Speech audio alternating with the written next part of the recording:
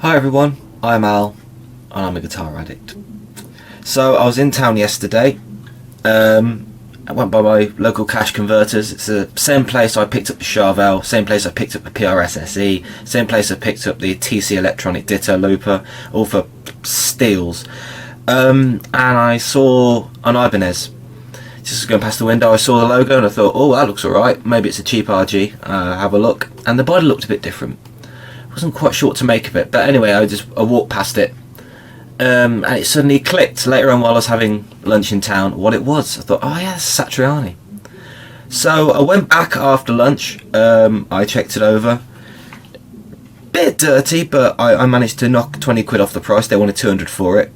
About 500 they are new, or were. They're discontinued now. So I got it for 180. So I did it bad. So this is yeah, another New Gear day, because I just frankly can't help myself. It's set up amazingly well. The only really fault on it is someone scratched off the logo a bit there. A few superficial scratches you can't see because it's black and it doesn't show up. That side of the pickup had fallen through just because it had come off the screw. I've just fixed that now. It took a couple of minutes. It's a very thin shape. It's a basswood body guitar, maple neck, so it's quite similar construction to my Charvel. One thing I forgot to mention is it's got a recessed jack socket there, so you can hook the cable behind the strap and it just goes straight in like Guthrie Govan style, and the signature just bang, and it shouldn't come out. It's an interesting heel joint there, sort of slopes. There you go, you can sort of slope, so it fits the hand really nicely to curve around. It's almost like a Stevenson's extended cutaway at the back here, so it's really comfortable. The neck is sort of a slim D shape. It's not too thin and it's not too sharp, and the frets are really nice and rounded at the edges. Fine with Super Strats, the neck tends to be too slim and I can't fit my hand around it.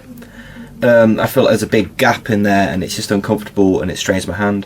Or I find they're too wide and thin, and it's just sort of, it's like playing a 7-string, it's just ridiculous.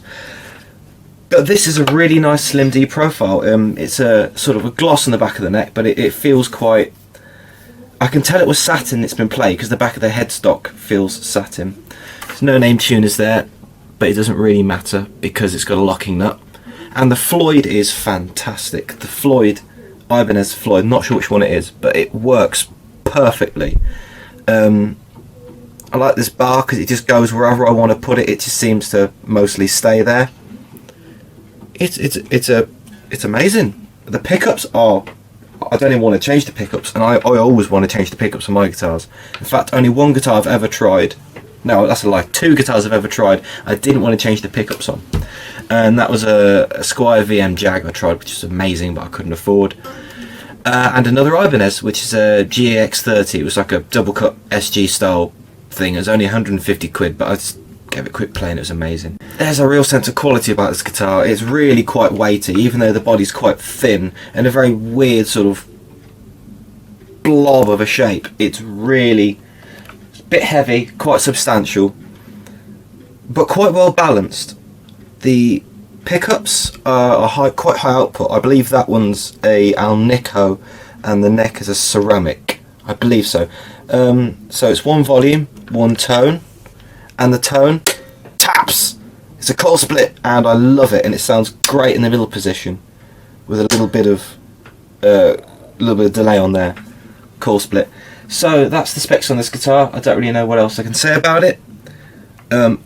It's stayed in tune since I've got it. The only thing I've done is drop the low string so I can get more open chords, sort of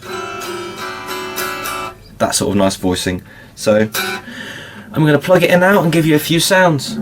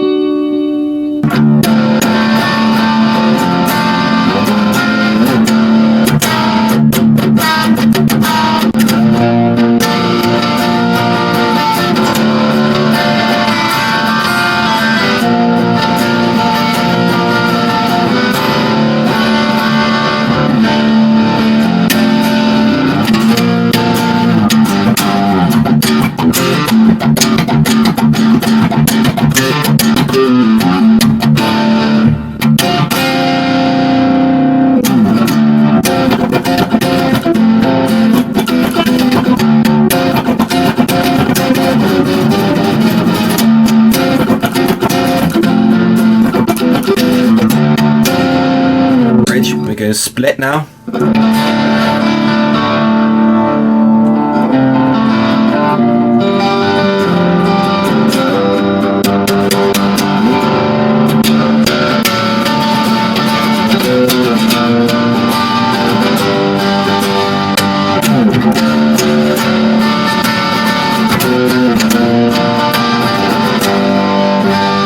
So there we have it. Not bad for 180 quid.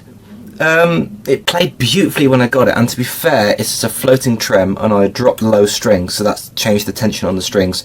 So it probably needs to be set up a bit better for a drop tuning, but I just wanted to see how it sounded with big, large open chords, especially with the chord tapping in the cleans. That sounded really sweet to my ears.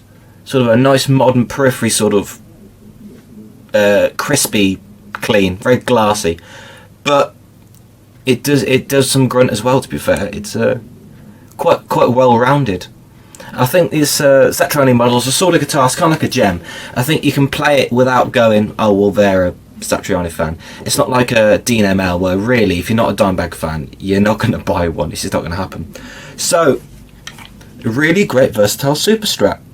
I'm really happy with it. I really like the fact that it's only got 2 humbuckers and the 3-way with the coil tap, because I hate the look of HSH guitars with a single coil in the middle. They just look too crowded.